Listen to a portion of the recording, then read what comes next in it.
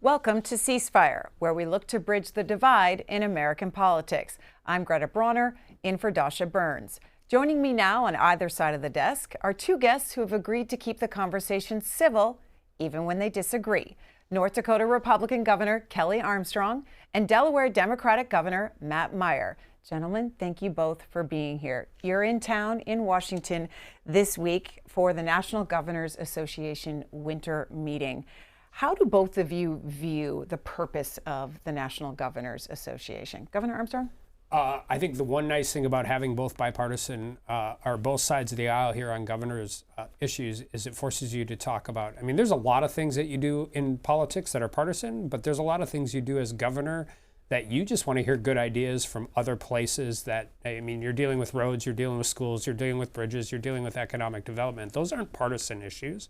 So you get to be around a bunch of other really smart executives and you get to learn from what they're doing and see if you can relay that into your home state. So I always enjoy it. Governor? We're governors here, all 50 governors here to deliver for Democrats in our state, deliver for Republicans, deliver for independents. If we can lower taxes, provide services that are higher quality, if we can help the country to have a sane immigration policy, if we can work together for better schools, that's not partisan, that's American, and we're working together across the aisle here as governors. NGA, I think, has to be just about the most functional bipartisan organization in the country right now, where people like Governor Armstrong and I actually were elected the same day. We went through an NGA governor's school together and learned how to be governors, quote unquote, together. Our wives are close friends. I don't agree with Governor Armstrong on everything. I imagine he agrees with me on almost everything, but not quite. We'll find out. But we're friends, and yeah, we both have our country and the residents of our respective state at heart, and that's what NGA is about. How did your wives become close? I think the first NGA meeting, and they got to know each other. Matt and I do share one common denominator. We both married people significantly smarter and more successful than we are, so that's helpful. But no matter what you've done before in politics, like a disaster is not partisan. Learning from other governors how they handle fires, floods, tornadoes. Like, I've done a lot of things in public service. I've never been the guy who had to make that call until I got elected to governor. So there are real world things that you can learn from your colleagues. You had fires in Hawaii, you had floods in New Mexico. Those are both issues that could come up in either Delaware or North Dakota. So it's really great to be able to talk to people about those things. And how helpful is it when the spouses are friends? How does it help and impact your agenda? Well, at times I call the spouses club the Misery Loves Company Club. It can be, being a spouse of any elected official is challenging. We both, as Governor Armstrong referenced, have not only working spouses, but spouses that work long hours. Governor Armstrong's wife is an extremely successful attorney. My wife runs the largest emergency department. She's an emergency room doctor. And so there's certainly, as you can imagine, between both of them being a mother, having serious, crazy work schedule and responsibilities, and on top of it, expectations as first spouses, I think they find camaraderie. Where would people be surprised at how the governors come together and work in a bipartisan way? What are they not seeing that's happening here in Washington at the National Governors Association? I was just going to say, I think people would be surprised even in Congress, like how much, real bipartisan conversations go on. But I think the big difference with governors is there is not nearly as much of that partisan rhetoric, right? You've got a 1 or 2 vote majority in the House. You've got 3 vote majority in the Senate. There's a lot of issues that come in D.C. I was here that are just simply shirts and skins issues. And that's just not, we don't have the same political incentive structure when you're governor. It's just easier to talk to people and ask them why that works there. If you can think it would extrapolate like in East Coast. Delaware and North Dakota are not super similar. Just demographically they're not, but that doesn't mean there's policies that he's trying, or new things he's trying that couldn't work in our schools or something like that. Yeah, you are a former member of Congress, Governor Armstrong. Do you feel heard by lawmakers, by Congress, and by the White House here? Yeah, I think that from my perspective, I think even under the first Trump administration, I think one of the things that we have found as somebody who, we don't always get the answer we want, but we get a response. And I can tell you, as somebody who was maybe unique in Congress on like political justice and criminal justice reform stuff. It was hard for me to get a response from the Biden White House when I was here.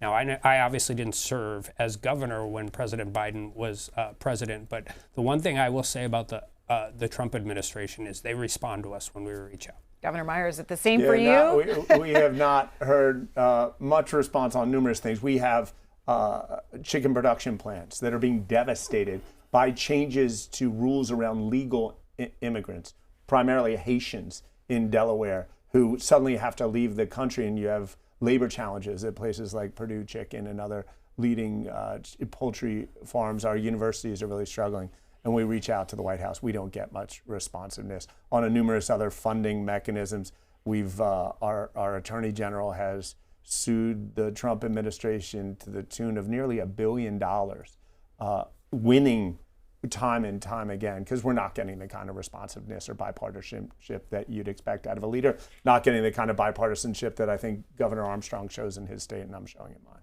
We're going to get to immigration in a minute, but one of the main events during the National Governors Association winter meeting is the traditionally bipartisan gathering at the White House. This year was a little tense, with the president originally saying no Democrats were going to be invited, then relented but said all but 2 will be invited. Left out there, Colorado Democratic Governor Jared Polis and Maryland Governor Wes Moore were the ones not invited. Here's Kentucky Democratic Governor Andy Beshear on the controversy. The president has just turned it into drama, inviting and disinviting others. It no longer looks like it's going to be productive at all. At this point, I'm not going. If you're not going to invite all the Democratic governors, this chair of the DGA isn't going to be there. Governor Matt Meyer, are you going? I'm not going. I agree with Governor Beshear. It's shameful. The whole point of the dinner is for us to put our partisan rhetoric aside. Let's talk about results for the country. Let's sit down the way Governor Armstrong and I do. Let's sit down the way Kirsten, his wife, and Lauren, my wife, do, and talk as Americans and work together. When you say, I like you, but I don't like you, that's not acceptable. And in addition, for the president, who tweeted this week about how great Jesse Jackson was and honoring his memory, the day before that, he disinvites or refuses to invite the only black governor in the United States to his house for dinner for no apparent reason. It's truly disrespectful. I would think that no governor should go, not Democrat, not Republican. Governor Armstrong, should you decline the invitation? Absolutely not. When we get invited to the White House, we go. I'm not a huge fan of the Christmas parties. I just would rather get home. And my wife, even under President Biden, when you're invited to the White House, you go to the White House. Everybody has that. I actually think this is a little more like Congress. I think everybody's winning because they're all talking to different audiences. I think the Kentucky governor, the Maryland governor, and you might not like the reasons, but they are in a fight right now. There's a sewage line issue. They obviously have some redistricting issues going on in Maryland at home. I think this reminds me a little bit more of how the partisanship worked in Congress. I think the White House is doing what they're doing, and I think the governors who are responding are talking to a different audience necessarily than President Trump is. Is it distracting, though, from your mission here as governors in Washington? I don't think so. I mean, we like to take down the temperature amongst each other, but it's still a partisan town. It's still Washington. It's still that stuff's going to play. I mean, 2 of the 3 governors we're talking about are very much being talked about as next presidential candidates for your party in 2 years. And I think if I was going to run in a Democratic primary, this is a fight I'd want to pick. You both are first-time governors. Another first-time governor was just announced as the Democrat who will be giving the State of the Union response to President Trump next week. Abigail Spanberger, the Virginia governor. What do you make of the choice there? Is it a good one for your party? I think it's amazing. Governor Spanberger is off to an extraordinary start. She's got a vision for Virginia. Being governor of Virginia actually is really, really hard. You have one term. There's a one-term limit. So you got to sprint from day one. So there's no kind of learning on the job. I think she ran an incredible campaign. She's an incredible visionary leader, and I'm excited to see what she's gonna say to us Tuesday night. To be honest, I'm probably a little more excited for that speech than any other speech that night. Would either one of you want to give the party response to the State of the Union? Without giving out too much idea, I would only do it as a prebuttal. I served with Governor Spanberger in Congress. I find her to be incredibly talented. That's a tough job. I mean, it's the list of people who haven't done it well, even really talented people, is extraordinarily longer. I mean, you got all the pomp and circumstance of the State of the Union, and no matter how you frame it the other way, you can't compete with that. But I mean, if she's a great pick. You have to write a rebuttal before you hear the speech, so it's pretty hard to do. Tough job. Yeah.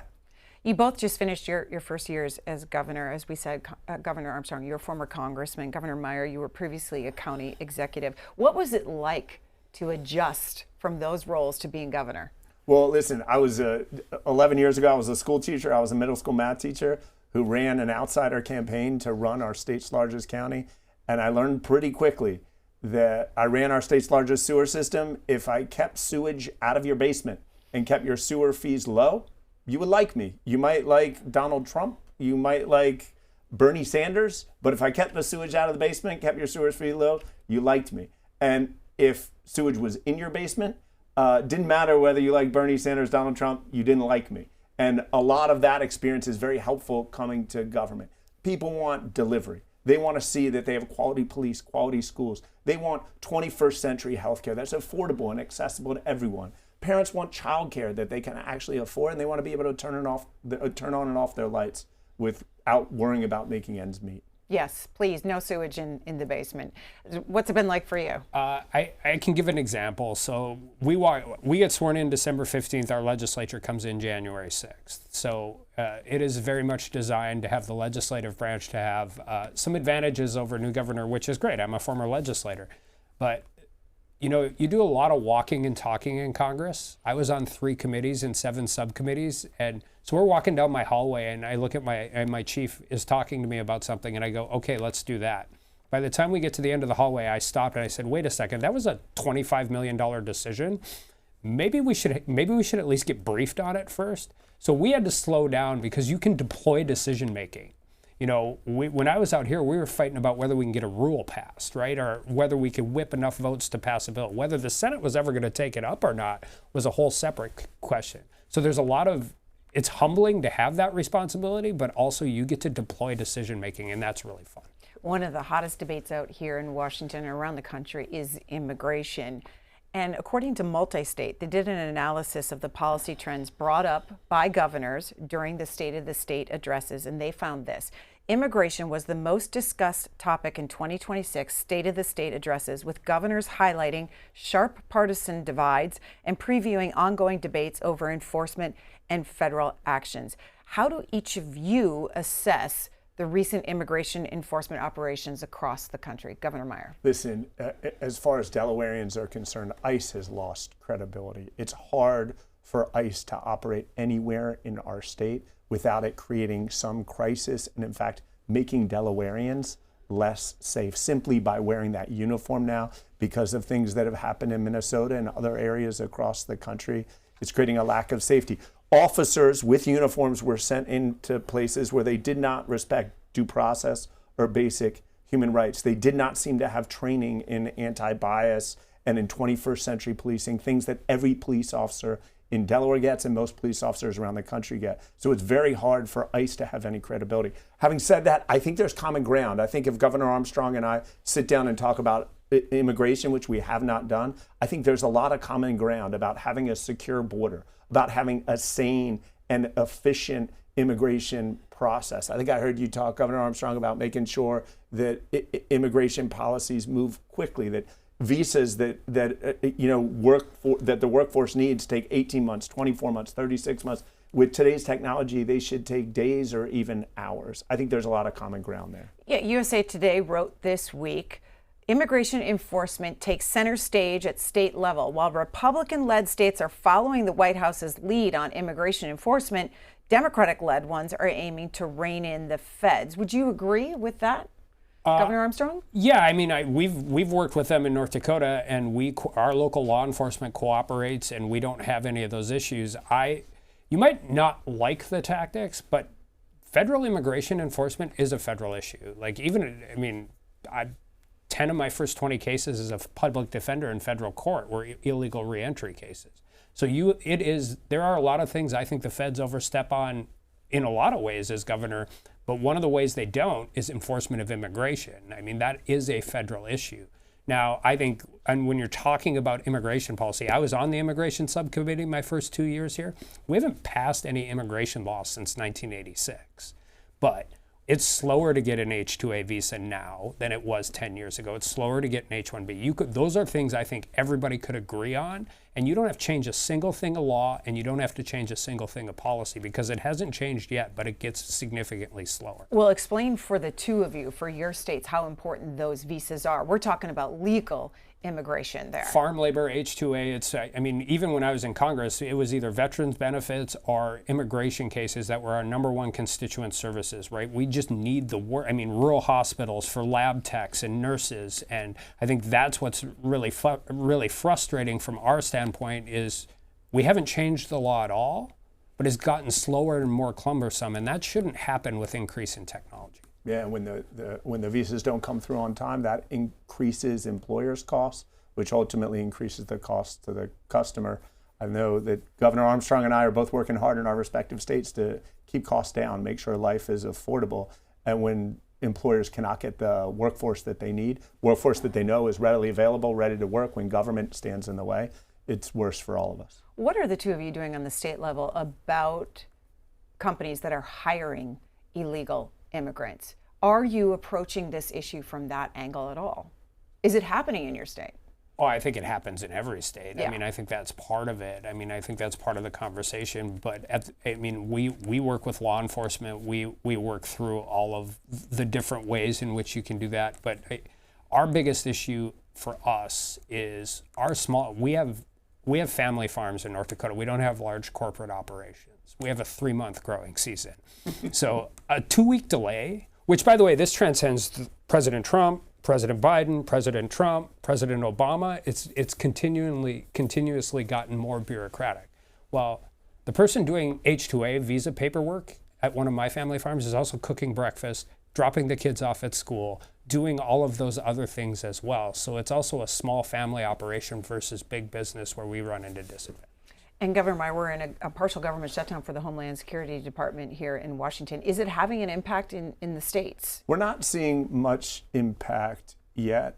We're just eager in Delaware, as is true in much of the country, we're eager to see the partisanship end. This is about Homeland Security, should not be a partisan issue. Now, there's certainly been overreach on immigration. You can see it across the country. People do not want untrained uniformed officers coming in to yank people out of cars, to judge people based on the language they speak or the food they eat or the clothes they're wearing. And I think that the Democrats here in Washington, senators and congresspeople, are rightly standing up saying that Homeland Security should not be properly funded till we address this. People are in fear across our state. You've seen the Democrats' demands here in Washington, 10 different demands. Do you think that they need to compromise, though, on those 10? I think that 10 is a compromise. To compromise on immigration. Listen, there needs to be comprehensive immigration reform in 2024, as Governor Armstrong, then Congressman Armstrong, knows well. They were very close to a compromise to move that forward.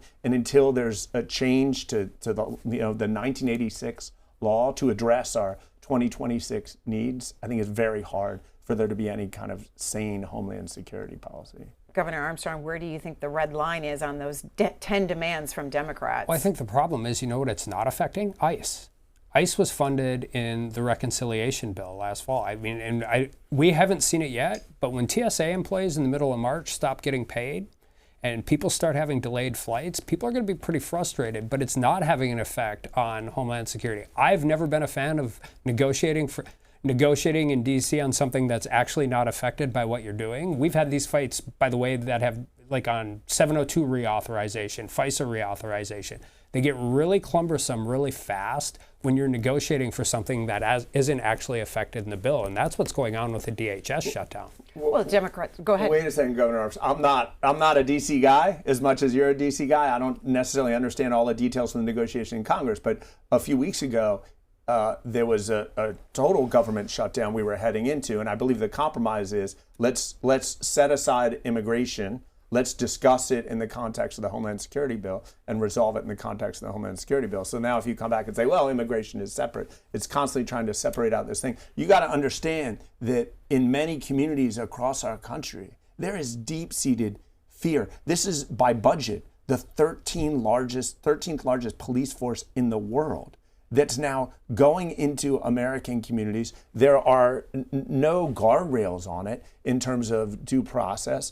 ICE officers have shown, certainly either within their training or outside their training, a willingness to pull out their gun and use lethal force against Americans who are simply protesting against the work that they're doing. My point is, as a strategy, they're fully funded. Mm-hmm. I mean, they're fully funded right now. Where you're going to see the pressure points are the Coast Guard, FEMA, things that are really important to my state, TSA, anybody who's flying in and out. So I just think as a tactic, it's a terrible tactic.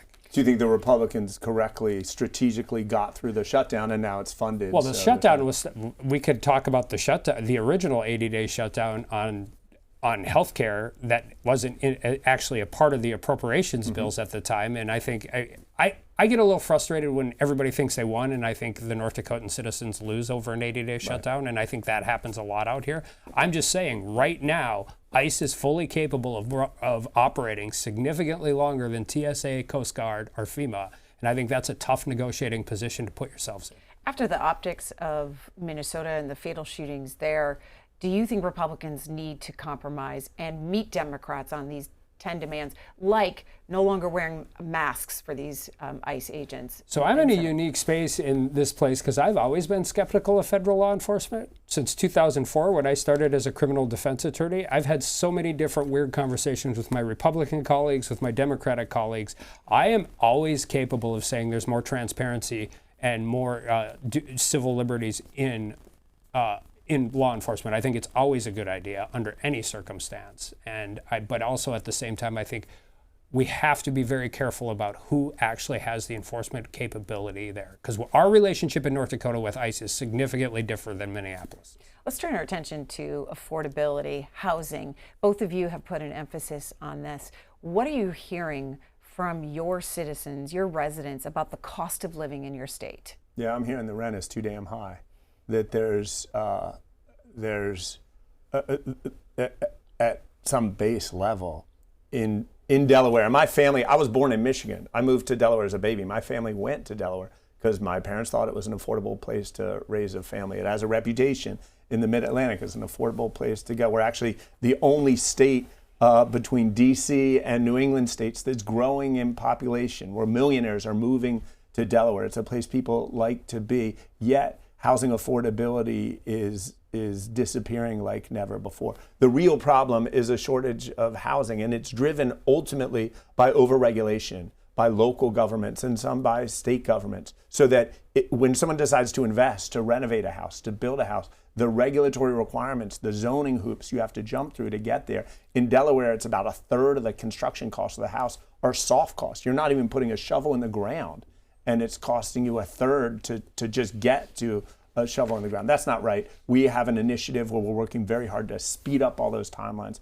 make sure things are done right and quickly, and I think it's an issue in which many governors and many local officials are aligned. And bipartisan, wouldn't you say, Governor Armstrong, to hear a Democrat talk about deregulation? I got invited to come talk to a Yes in My Backyard conference in Connecticut. I mean, everything he just said is so substantially similar to the stressors we're seeing in North Dakota. We have a property tax issue. We've worked on that at the state level. But being able to get permits, I mean, just removing blighted houses in small communities, building a house that costs $400,000 to build, but the comparables in a small town only get it appraised at $250,000. So we have some creative ways in which we're starting to fix those things. But I think the bigger issue, regardless of whether you're in a very urban area in the East Coast or very rural area in the central part of the country is how do we speed this up? How do we make the code? And it is sometimes it's as simple as local fire code. And you can talk to your communities about how you do some of these things. Another affordability issue is healthcare and rural healthcare for the two of you. What are the biggest needs in these communities? Governor Meyer? There's a lack of personnel, which in a way, is a corollary to the immigration question, but nurses, physicians, medical assistants, med techs, physicians assistants. As I referenced earlier, my wife is an emergency room physician. I hear about this every single day, the long waits in the emergency room. There's some fear based on what happened in this town in House Resolution 1 last year, with tens of thousands in Delaware and millions across the country of people coming off healthcare rolls, either having health insurance that they barely can afford or not having health insurance, that as the uninsured population spikes, less and less people are going to use efficient healthcare. They're going to be making those emergency room wait times longer. What we're trying to do in our state, we're starting our first medical school in collaboration with the federal government through the Rural Health Transformation Grant. We're also doing a lot of work to take the most vulnerable populations and seeing how can we get them high quality primary care where they need it, when they need it, and also infusing our healthcare system with technology. I think it's embarrassing across our country, as someone who studied computer science in college, it's embarrassing that there are these extraordinary health tech innovations across our country, but so few Americans actually have access to those latest, greatest innovations. And there's a lot we can do as governors, Democrat and Republican, to make sure that every family has access to the highest quality care. Governor Armstrong, Republicans in Washington, did they handle the issue of these expiring and enhanced tax subsidies for the Affordable Care Act in a responsible way? Are you hearing from your residents? So it was a subsidy on top of a subsidy, right? Like that. I mean, so I think the messaging and the overall position on it probably could have been better. It was obviously in the middle of a shutdown. But I'll tell you the other side of this. If you're a Republican, it's really easy to beat up on the federal bureaucracy and say, if you guys would just move faster and let us do what we want to do, we could do things. Well, that's what this rural health transformation is. They essentially looked at us and said, prove it. They gave it to us in September. We got final approval in December. We have to have the money. CMS. And by the way, we were working with them from our state level all through the shutdown. Like this was during the shutdown. We have to have the money out by September 1st, and we have to have it actually appropriated by next year. Like that is a very, very daunting task for a state like North Dakota. We got essentially $200 million, and we have to deploy that money into our healthcare ecosystem in a responsible way, in a way that we're not going to backfill federal dollars and make it come on state rolls. But as somebody who spent a lot of time out here dealing with this, that's the fastest I've ever seen the federal government move at anything. And we're really excited about it. All right, well, more to come, governors. Thank you both. That's all we have time for. North Dakota Republican Governor Kelly Armstrong and Delaware Democratic Governor Matt Meyer, thank you both for joining me. Thank you. Appreciate it.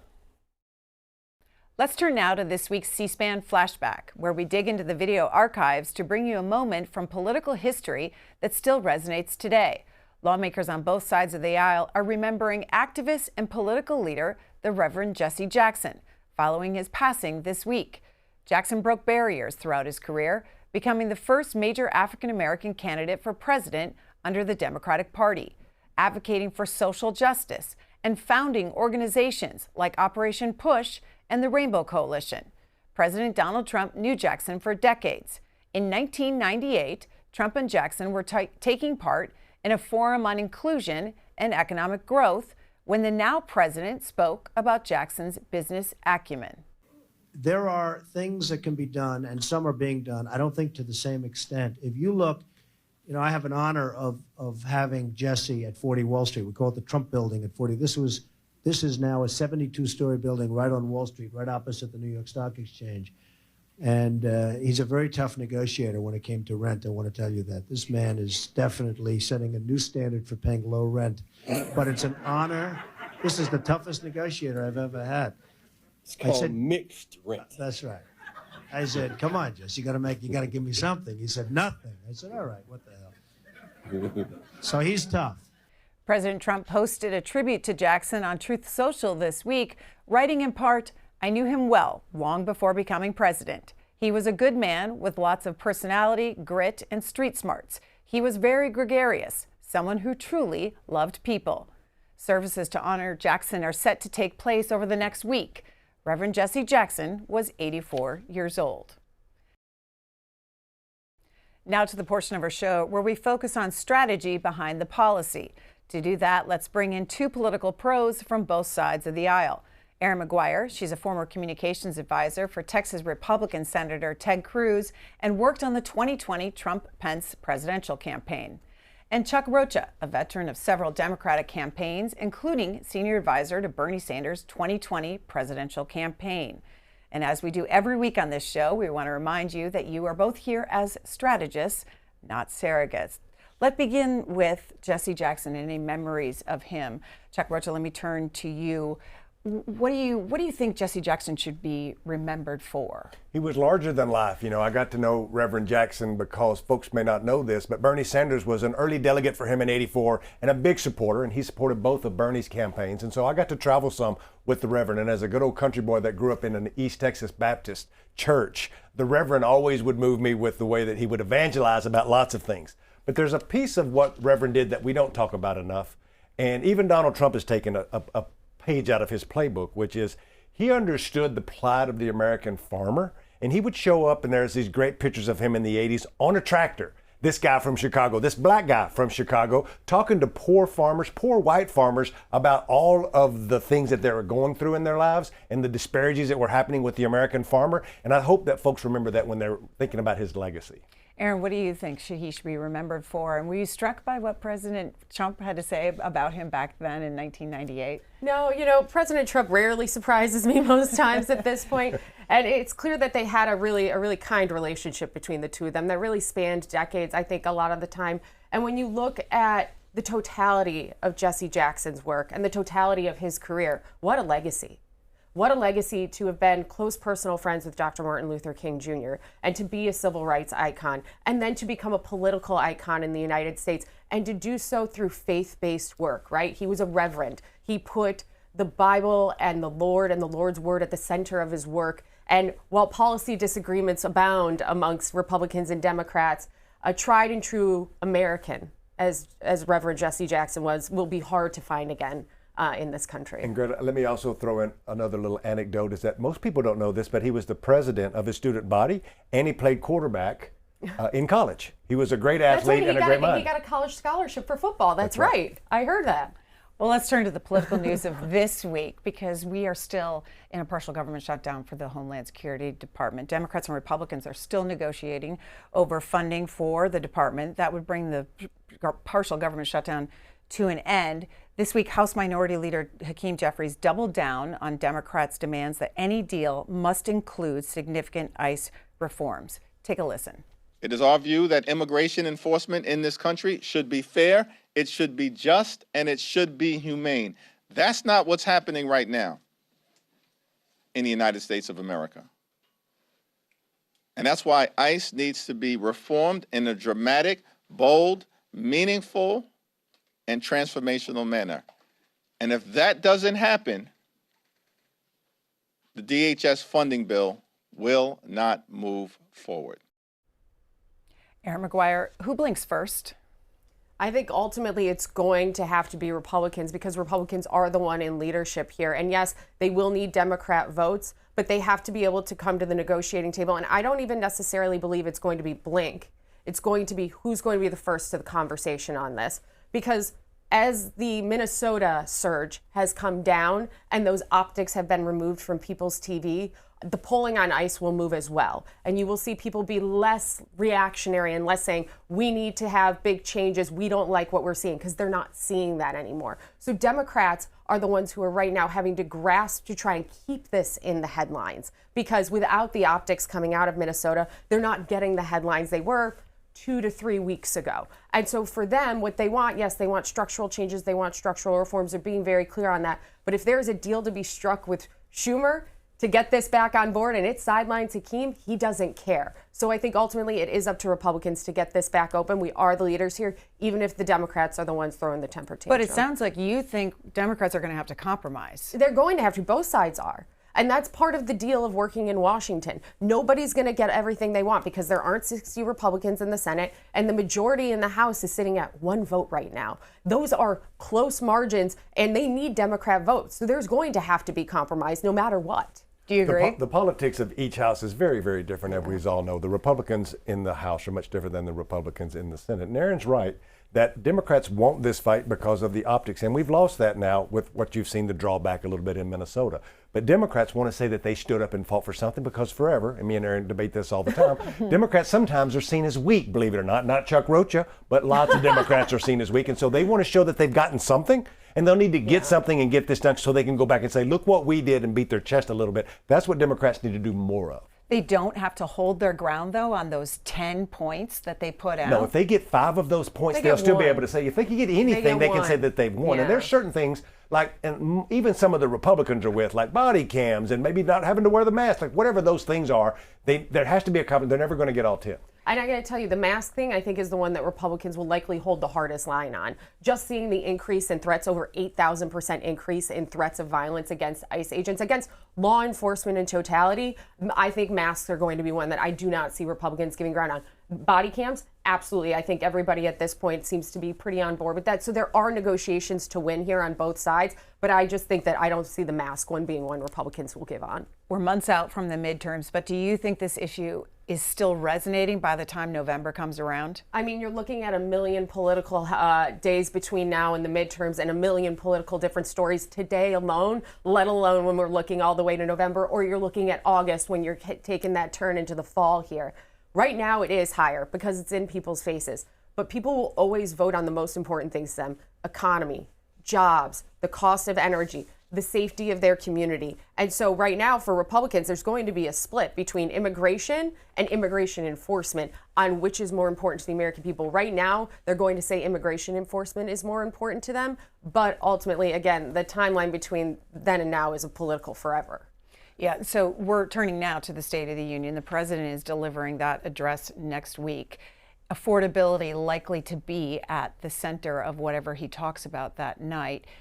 Is that the thing, do you think, Chuck Rocha, that the president needs to address? Yeah, you can listen to his chief of staff who'll tell you that every day, that he wants him talking about that every day. Now, the question will be, and I would caution the president on this, and it was the same thing that the mistakes that Joe Biden and my party made, is Joe Biden for many years told everybody how great their lives were, how great the stock market was doing, and how all the things he was doing was making their lives better, and they never felt the relief themselves personally. If Donald Trump does that and people aren't feeling better, then he's going to fall into that same trap. What he wants to do, and what I've advised lots of candidates to do, is he's going to get up and say, I made all these promises, and I kept all these promises. He's going to go down a litany of things that he has done. The question will be, is it believable when he spent most of his time in his first term fixing lots of things around the world and not here at home? And I think that will be the big juxtaposition of the State of the Union. Erin Maguire, you're shaking your head. So how does he address that then at the State of the Union? Well, what he's going to do, I think, to Chuck's point, is talk about what he has done, but also what the vision forward is. And that's the contrast between Republicans and Democrats. You hear about Democrats who are doing multiple counter-programming events at the same time, which, let me tell you, as someone who's tried to counter-programming, having multiple tends to dampen the message. So for Democrats, like, have more. Go ahead and, like, kill your own message on a night that you think you're going to make your strongest statement. The president here, though, what he's going to do is talk about what's going forward, what they want to do next. That's something you haven't seen Democrats do really at any point when it comes to leadership across what we're looking at going into midterms. And on top of that, I worry about Democrats overplaying their political theater hand in the chamber. It is clear that someone will, let's open up a bingo board right now and, you mark off and take a shot for who's the first one to stand up. Does someone get dragged out by the sergeant at arms because they won't behave themselves? Which level of political theatrics will we get from the Democrats in the chamber? And I will remind my Democrat friends here that too much political theater during the State of the Union will turn the American people off more than anything Donald Trump can say from the rostrum. Chuck Rocha, does she have a point?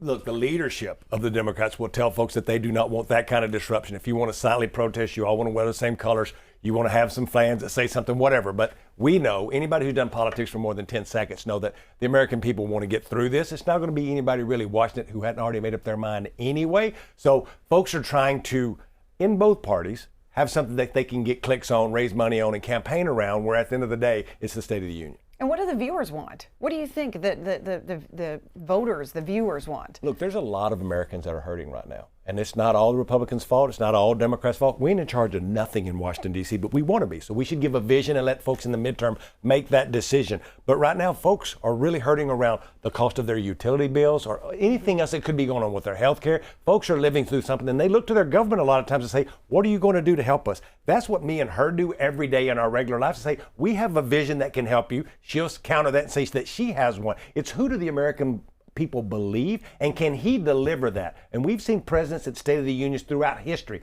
Bill Clinton would do that finger like that and look at you, and my mama would think he was talking directly to her through the camera. But then you would have somebody like Bush or somebody like Trump the first time, and maybe it wouldn't land. Or pick your Democrat. There have been presidents that could deliver that message and some that struggled with that. Joe Biden. He did. So when you say in your everyday lives, what do you mean for people who don't know? Yeah, so Chuck and I are both Republican. We're both political consultants. I'm the Republican, he's the Democrat. But you can come on over, the water's fine on this side of the pool. It's too shallow. And every day we are running and talking to candidates and campaigns and public affairs and messaging out to the American people about the midterms. So when we're talking to candidates, it is about affordability and how are you going to acknowledge the reality that people are going through? Because Chuck's exactly right here. That was a huge misstep for Biden and for Democrats in the last cycle, was they refused to acknowledge the obvious to the American people. And the American people can smell a liar and BS a mile away. They know, they're like, oh, you're telling me things are better? Tell that to my gas tank that just took $50 for regular fuel, right? They know it because they live it every day. So our job is to message and get our candidates in a spot that I wouldn't have a statewide candidate message on the State of the Union right now. I would have them message on their state of the state. But if I have a federal candidate, then I am going to have them message on it. And we're going to be talking about the highlights of the Republican Party, the tax cuts. They're going to talk about the one big, beautiful bill. They're going to talk about people keeping more in their paychecks and in their Social Security checks and in their income. You will see all of that. And so being able to choose who messages which portion of what is kind of part of the fun we get to have. There's the far right and there's the far left of either one of the parties that will take pieces of that to try to raise money and get themselves clicks and get into the algorithms when regular folks don't care about that. But there are parts of our democracy that is the underbelly of our democracy that does that piece. Politico's West Wing Playbook reported on Wednesday Trump's cabinet huddles on midterms messaging. Most of President Donald Trump's cabinet is currently meeting at the Capitol Hill Club with Chief of Staff Susie Wiles, Deputy Chief of Staff James Blair, and other top Trump political advisors for a closed-door strategy session focused on how to sell Trump's agenda and sharpen the GOP's midterm message. Erin, what do you make of that kind of strategy? Is that typical that the cabinet is getting together, the chief of staff? Oh, absolutely. I mean, when it comes to the midterms, it will be all hands on deck. And if you look at President Trump's cabinet, it's one that has been a great level of surrogacy for him throughout his presidency and before his presidency. So utilizing them where and when you can is going to be part of the midterm strategy, I'm sure, because the president cannot go everywhere and should not go everywhere when it comes to campaigning and helping races down ballot. And so for them, yes, getting ahead on this, but also not only are they getting ahead on this, they're telling people they're getting ahead on this. They made sure that this got into the press so that everybody knows, guys, we're not waiting for the midterms to come to us. We're trying to be proactive to make sure that, because they have somewhere between $300 and $500 million sitting in the president's political accounts right now on money to spend on the midterms. Part of that strategy is how they're going to be spending that money. So as a consultant for Republicans, what's your ask to the White House? Who do you want to show up in the races that you're consulting on? It depends on the race, it depends on the candidate, and depends on the moment for the message, right? That's the big thing, is that each race is so uniquely identifiable to itself that to make a grand statement about, oh, I want this person. Listen, if I was looking at a candidate, especially if I'm looking at more of you've got to make a Republican base play, you've got to be making a play to the right, you might want somebody like an RFK Jr. to come out for you, somebody who can draw a crowd for you and help amp up your base. I mean, you might want somebody like, a Doug Burgum, who's also been on the trail, who knows what this looks like, to be able to come out. Pete Hegseth, if you have a military installation or anything military, veterans-wise, I mean, those are all good. Doug Collins, there are a lot of really great members out there that could help message. I have a different view, shockingly, and that is that meeting was about crisis management, because this White House and the Republican Party right now is fighting a headwind, no matter, not this particular one because of Donald Trump, but any Republican or Democrat in a historical part of the opposition party always picks up seat, Greta, you've talked about this, in the next off-year election. And we're supposed to do that. Only 3 times in history has the opposition party, no matter who they are, have not picked up seats. So you add that to the crisis, but there's more to it. There's been a whole bunch of elections that's happened since he's been nominated and been sworn in as our president. It's been over a year, and there's been hundreds of elections. And in those elections, Democrats have overperformed in many of them. And my political consultant friends can say it's a special election, it's low turnout, I get that. But in 26 of those elections, Democrats have flipped Republican seats, and Republicans have yet to flip a single seat. So again, it don't mean everything, but there is definitely trends that makes that be a crisis communication. And to Erin's point, where she's exactly right about, that would give them hope if I was them, is that they have a super PAC that the president controls that has $300 million in it that we have never had before in seeing in opposition to a midterm. Let me pick up on that point because Axios reported GOP angst over voter turnout builds as losses pile up. Republicans are getting crushed in scores of state and local races, raising deep concerns about a deflated base refusing to show up to vote even in the most pro-Trump areas. The numbers are startling. In race after race, Democrats are outpacing their 2024 performance by double digits, a clear sign of a yawning enthusiasm gap.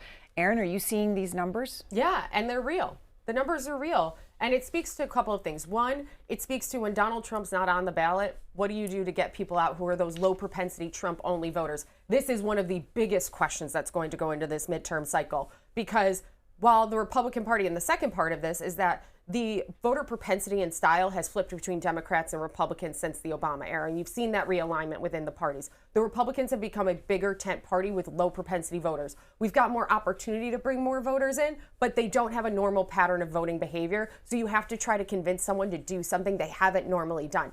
Democrats are now the tried and true, come hell or high water, snowstorm or avalanche, they will show up to vote no matter what. And it's not necessarily as a depression of a Republican vote as it is trying to convince a voter to come out again who doesn't normally behave in that fashion. One of the statistics that I was looking at, because I dig into the numbers every day and I'm doing a lot of work in my home state of Texas, is I was looking at Tarrant County, where there'd just been this special election. But Tarrant County is the largest city in America that's totally controlled by Republicans. It's right next to Dallas. It's Cowtown. I spent a lot of time at Billy Bob's there dancing, but that's a side note and a story for another day. But in this Tarrant County, it's a Republican seat, but there's still 40% Democrats there, but they always get outvoted because we don't show up historically at the same rates. I looked at early vote on day one, and 8,400 Democrats voted early in Tarrant County. And I said, well, how does this compare to 4 years ago? You always go 4 years back and look at an off year. Don't do presidential primaries. So I looked 4 years ago, and it was double. But then I looked at the Republican turnout on day one, and it was 6,000. But that was the first time that more Democrats had voted than Republicans. But let me give my Republican friends some credit as well.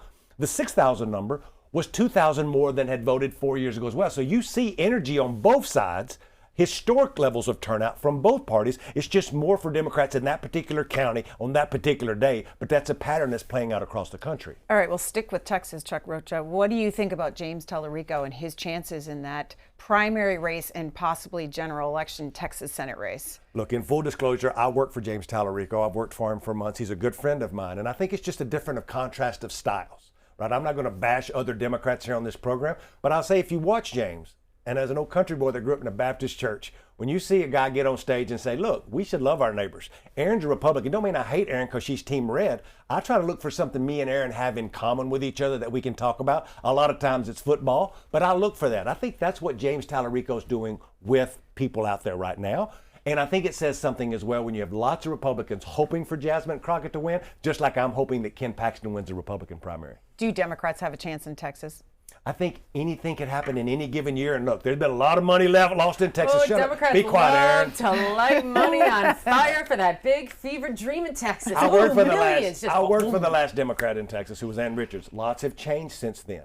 But we've also seen an election cycle this year where I just explained to everybody here that we have flipped 26 seats. It doesn't mean that Texas is a guarantee, but don't sleep on Texas. I think that there is an opportunity down the road for Texas to be more competitive just when you look at the population shifts within the state. This is real. The numbers are getting closer, but it still remains a fever dream for Democrats. And Republicans, no matter if it's Jasmine Crockett or James Tallarico, know that Democrats will be lighting millions of dollars on fire for races that they could be spending that are a bit more competitive just to try and chase this fever dream, because they didn't learn it already with Colin Allred. They didn't learn it with Beto, I was born to do this, O'Rourke. They have now done it yet again. And so however this ends, there will be lots of money spent in Texas and likely lit on fire by the Democrats. Before we leave Texas, have you seen Chuck dance? I have not, but I need something to succeed. see this. Oh, It's that's called good. boot scooting, okay? Oh, It's called all boot right. scooting. Oh, there we go. There we go. All right. Well, let's talk about Georgia because President Trump is headed there into Marjorie Taylor Greene's district. Early voting is taking place already there. What does that signal, Chuck Rocha? President Trump going into Georgia? It shows that he is petty and that he likes to poke at people. And that's her backyard. And she and him have come to, let's just say, many, many disagreements here lately. So my staff gives me a lot of heck every now and then because of how petty I can be in a political campaign. And I'm like, look, this is Donald Trump 101. She poked him, he's poking back, and now he's going to her backyard. Yeah. Well, what do you think about going to Georgia? Are Republicans in trouble there? Georgia is now a competitive state. The swing states have moved a bit, and Georgia is much more of a competitive state. However, you are looking at a gubernatorial.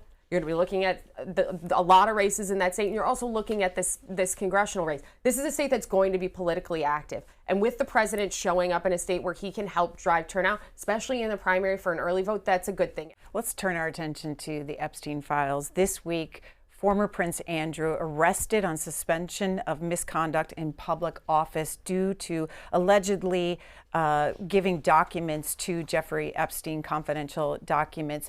We have coming up in Congress the deposition of Hillary and Bill Clinton, former President Bill Clinton, and the former Secretary of State, scheduled to give depositions before the House committee investigating Epstein.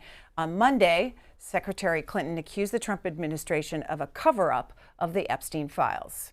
There's something about this administration's attitude toward this, which I think really leads us to conclude they have something to hide. We don't.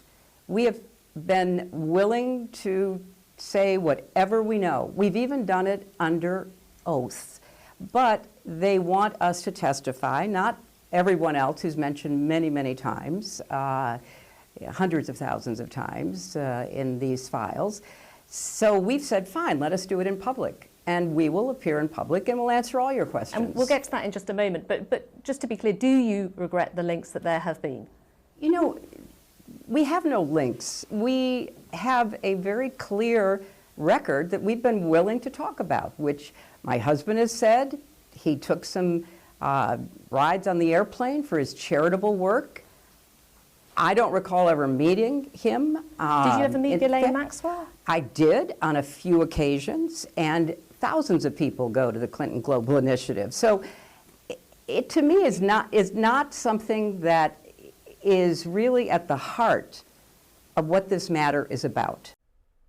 Chuck, let me ask you first, what does the party need to do when it comes to the Clintons and these Epstein files?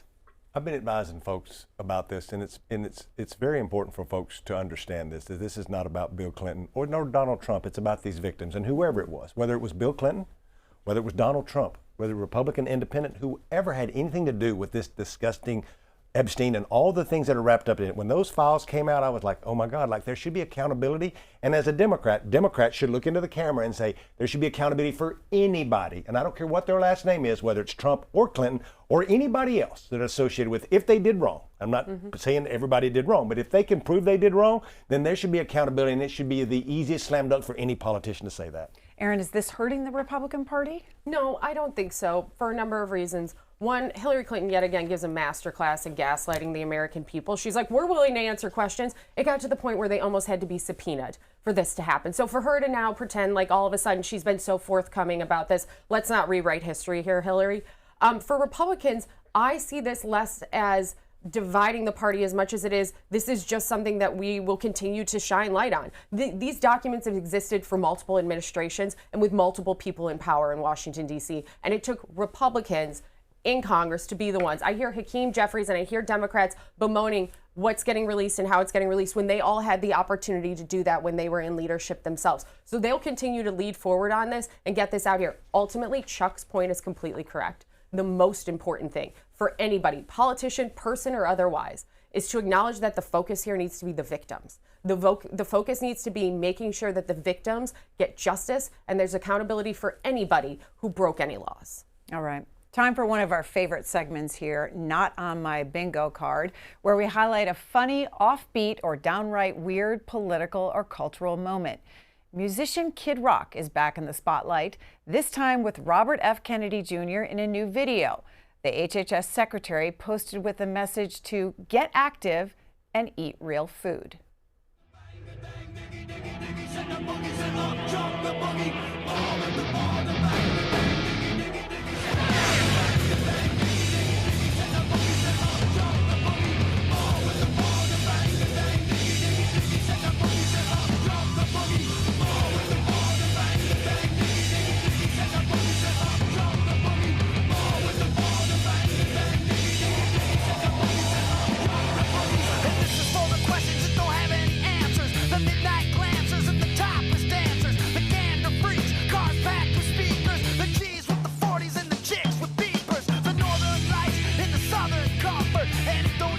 Where's Kid? All the crackheads, the critics, the cynics, and all my heroes at the methadone clinics. My hoods of the world misunderstood. I said it's all good and it's all in fun. Then get in the pit and try to love someone.